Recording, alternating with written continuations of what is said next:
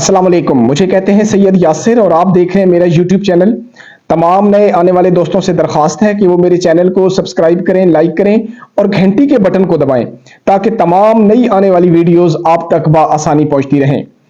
تحریک انصاف کی نشستیں تمام جماعتوں میں تقسیم، جبکہ کے پی کے اسپیکر نے فیصلہ کر لیا ہے اب تحریک انصاف اپنی نشستیں دوسری جماعتوں میں تقسیم ہونے کے بعد کیا کرنے جا رہی ہے،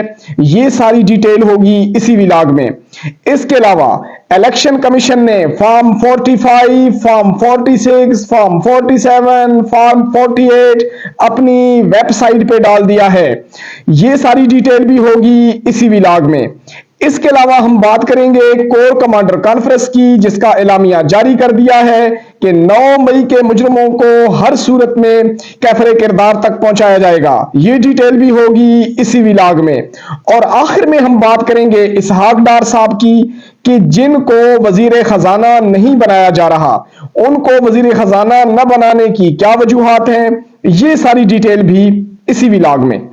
تو سب سے پہلے ہم بات کر لیتے ہیں وزیر خزانہ اسحاق ڈار صاحب کی کہ مسلم لیگ نون کی حکومت ہو اور باقی کسی عہدے کا پتہ ہو یا نہ ہو، لیکن ایک عہدہ جو حکومت بننے سے پہلے بھی سب کو پتہ ہوتا ہے وہ ہوتا ہے وزیر خزانہ کا، کہ نون لیگ کی حکومت ہو اور اسحاق ڈار جو ہے وہ وزیر خزانہ نہ ہو تو ایسا ہونا جو ہے وہ ممکن نہیں ہے۔ لیکن اس بار ایک بہت بڑی تبدیلی رونما ہوئی ہے کہ اسحاق ڈار جو ہیں ان کو وزیر خزانہ نہیں بنایا جا رہا، اور ہمارے پاس جو اس کی اطلاعات آ رہی ہیں سب سے بڑی وجہ تو یہ ہے کہ اسحاق ڈار کے پچھلے خاصے عرصے سے اسٹیبلشمنٹ کے ساتھ جو تعلقات ہیں وہ کچھ اچھے نہیں ہیں۔ جب باجوہ صاحب تھے تو باجوہ صاحب بھی جو ہے اسحاق ڈار کے خلاف تھے، اور اسحاق ڈار اور باجوہ صاحب کی بھی آپس میں چپکلش تھی، اور پھر مسلم لیگ نون کے اندر جو ہے کافی ساری آوازیں اسحاق ڈار کے خلاف اٹھ رہی ہیں، اگرچہ اسحاق ڈار میاں صاحب کے انتہائی قریبی ہیں، دونوں کشمیری ہیں، وہ بھی ایک ریلیشن ہے۔ اس کے علاوہ اسحاق ڈار صاحب اور میاں صاحب آپس میں سمدھی ہیں، یعنی ساڈو ہیں، وہ بھی ایک ریلیشن ہے۔ تو اسحاق ڈار صاحب جو ہیں اب دوسرے الفاظ میں کہہ سکتے ہیں کہ میاں نواز شریف صاحب کی جان ہے، یعنی میاں نواز شریف صاحب کی جو جان ہے ان کے جتنے بھی جو ہے وہ راز ہیں وہ اسحاق ڈار کے پاس ہیں۔ تو اسحاق ڈار صاحب کو مسلم لیگ نون کا جو ہے وہ سب سے قریبی رہنما تصور کیا جاتا ہے جو نواز شریف کے قریب ہو۔ لیکن اب کی بار چونکہ شہباز شریف صاحب بھی جو ہے وہ اسحاق ڈار صاحب کے حق میں نہیں ہے، اسحاق ڈار صاحب جو ہے شہباز شریف کو یہ خطرہ ہوتا ہے کہ اسحاق ڈار صاحب کوئی بھی بات وزیر اعظم کی نہیں مانتے، وہ اپنی منمانی کرتے ہیں، چونکہ ان کو پتا ہے کہ وہ نواز شریف صاحب کے قریبی ہیں، اور جب کوئی لیڈر نواز شریف صاحب کا قریبی ہو تو پھر پارٹی کے باقی رہنماؤں کو وہ گھاس نہیں ڈالتا۔ یہی وجہ ہے کہ پارٹی میں ایک طبقہ ہے جو اسحاق ڈار صاحب کے خلاف رہا ہے، اور انہوں نے بار بار میاں صاحب کو یہ بات ریئلائز کروائی ہے کہ یہ جو الیکشن ہوا ہے جس میں ہمیں بہت نقصان ہوا ہے، اس میں ایک وجہ اسحاق ڈار صاحب کی ہے، چونکہ اسحاق ڈار صاحب کی جو پچھلے 16 ماہ کی حکومت میں جو پالیسیاں تھیں ان پالیسیوں کی وجہ سے بھی مسلم لیگ نون کو شدید نقصان پہنچا ہے۔ آئی ایم ایف کے ساتھ اسحاق ڈار کے جو تعلقات تھے وہ کشیدہ رہے ہیں، اسحاق ڈار صاحب جو ہے وہ آئی ایم ایف کو دھمکیاں دیتے رہے، جس کی وجہ سے آئی ایم ایف اور پاکستانی گورنمنٹ کے درمیان حالات کشیدہ ہو گئے، آئی ایم ایف کس جاری نہیں کر رہا تھا،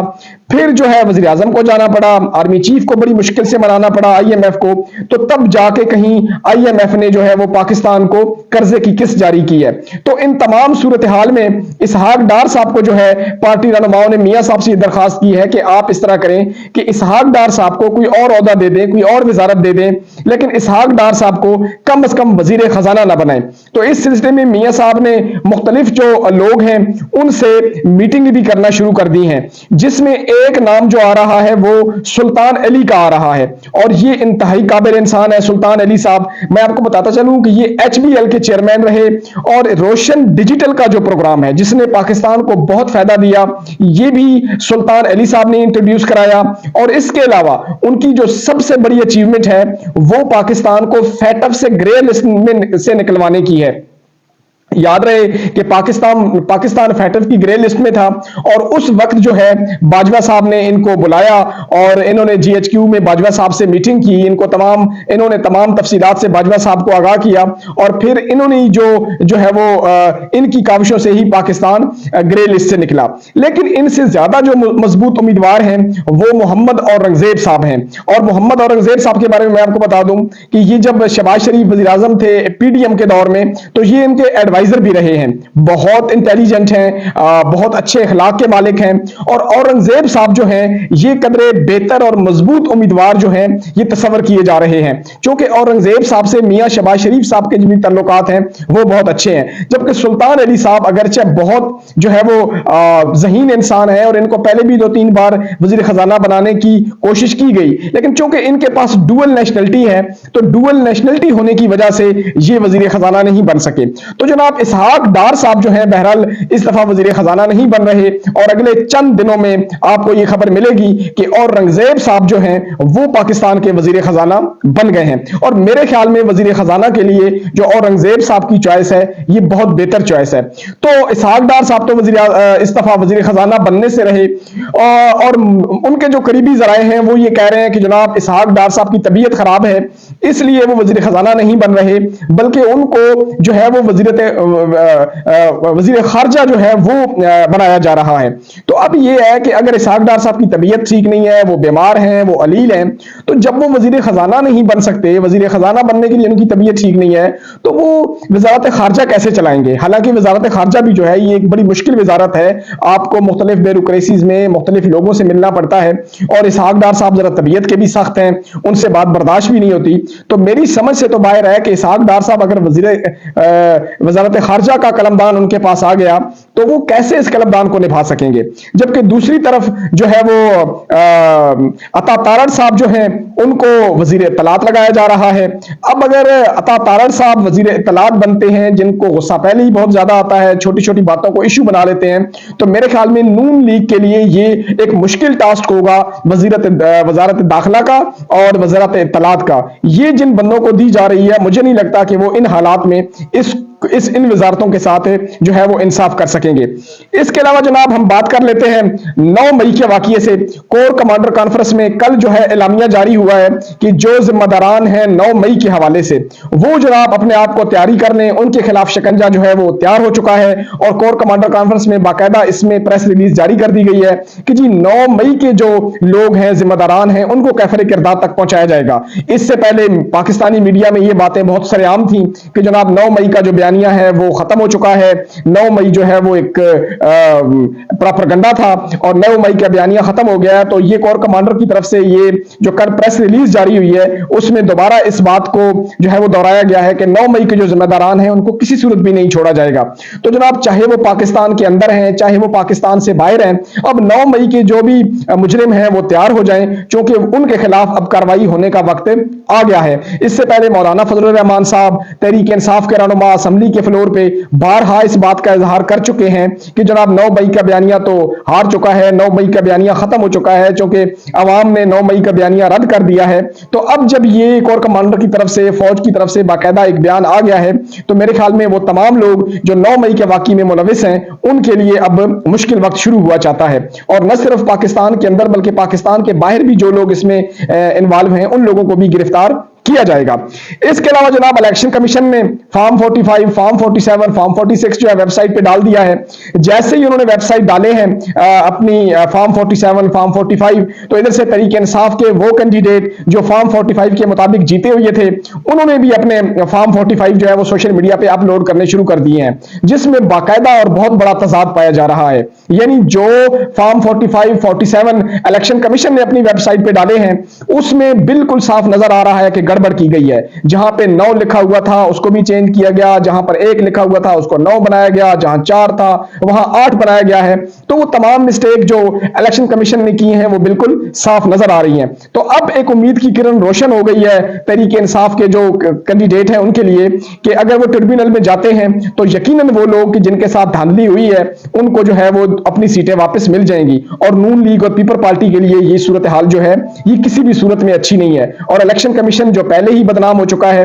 الیکشن کمیشن کیسے ڈیفینڈ کرے گا اس ساری حالات کو, صورتحال کو ٹریبیونل میں, یہ آنے والا وقت بتائے گا. اس کے علاوہ جناب ایک اور بلنڈر کیا ہے الیکشن کمیشن نے, اور وہ بلنڈر یہ ہے کہ جناب الیکشن کمیشن نے جو تحریک انصاف کی مخصوص سیٹیں تھیں وہ باقی جماعتوں میں تقسیم کر دی ہیں, نون لیگ اور پی پی میں. یہ 77 سیٹیں ہیں جو Noon league, people party, M Q M, Jamiat Ulema Islam اور کاف لیگ میں جناب وہ تقسیم کی گئی ہیں, جبکہ تحریک انصاف کو یہ نشستیں نہیں دی گئی. تو میرے خیال میں یہ تحریک انصاف کے ساتھ بہت بڑی زیادتی ہے. جب قانون ایک بات کہتا ہے, آئین